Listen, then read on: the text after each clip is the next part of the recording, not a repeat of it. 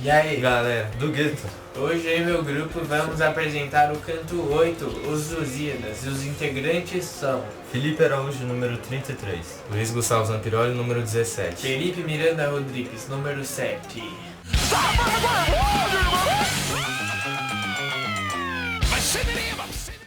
Os Lusíadas é uma obra de poesia épica escrita por Luís Vaz de Camões, considerada uma epopeia por excelência. Foi concluída em 1556, mas só foi publicado pela primeira vez em 1572, 3 anos após o regresso do autor do Oriente. A obra é composta de 10 cantos, 1.102 estrofes e 8.816 versos, que são considerados oitavas decassílabas, que são sujeitas ao esquema rímico fixo AB, AB, AB, CC, oitava rima camoniana. A ação central é a descoberta marítima para a Índia por Vasco da Gama, a volta de qual vão se descrevendo outros episódios da história portuguesa, glorificando o povo português. Agora a gente vai falar um pouquinho dos principais personagens que tem no nosso canto. Sendo eles, o principal Vasco da Gama, que foi um explorador e navegante marítimo português. Ele se destacou por ter sido o comandante das primeiras naus europeias a ter chego na Índia.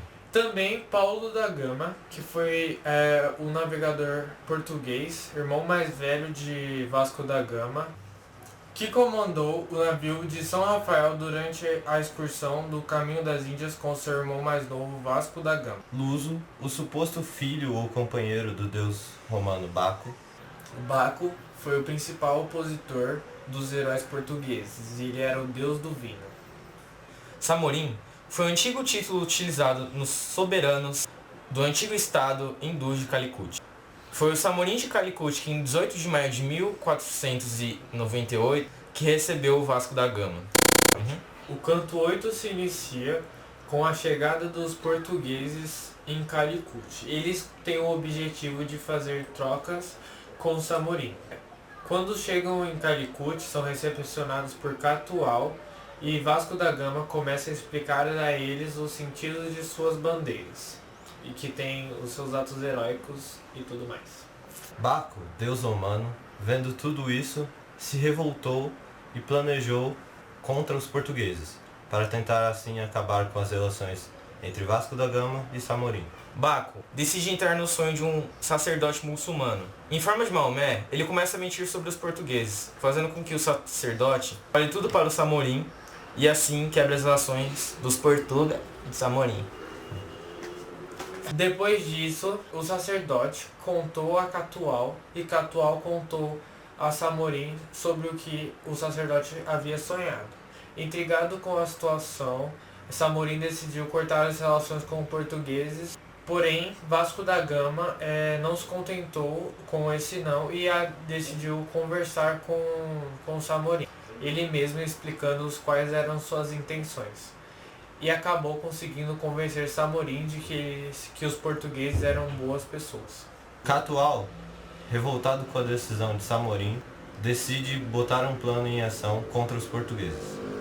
Como Catual viu que seu plano não deu certo, decidiu colocar outro plano em prática, pedindo a Vasco da Gama que aproximasse seus navios perto da costa. Vasco da Gama negou o pedido porque estava desconfiando de Catual, e Catual acabou prendendo.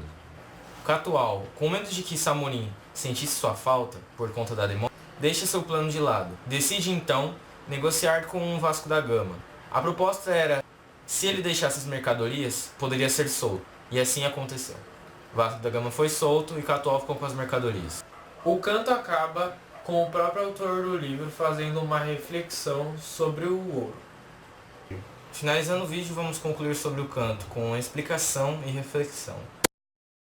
Após a leitura do nosso canto, nós conversamos e chegamos à conclusão que foi um canto de difícil entendimento, porém com uma história que de fato cativa e te prende e te deixa interessado no assunto.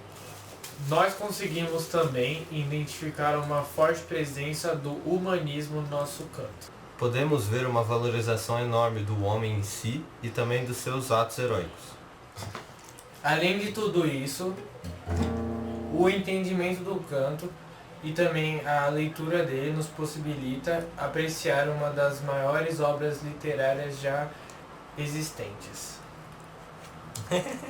No final do canto 8, o próprio Camões faz a reflexão sobre o ouro, deixando claro o poder que o ouro impõe na sociedade, tanto sobre as pessoas ricas quanto as pessoas pobres. Por fim, ele dá ênfase que por conta do ouro, muitas coisas acontecem. Como amizades que se tornam falsidade, Ciências que se corrompem Leis que se desfazem. e tiranos que se tornam reis. É isso, rapaziada. Espero que tenham gostado da nossa videoaula do nosso canto 8 da literatura aí, dos Lusíadas. Nossa, vou pegar O capítulo termina com uma reflexão do próprio autor do livro, Luiz Vaz de Camões, induzindo que Neymar.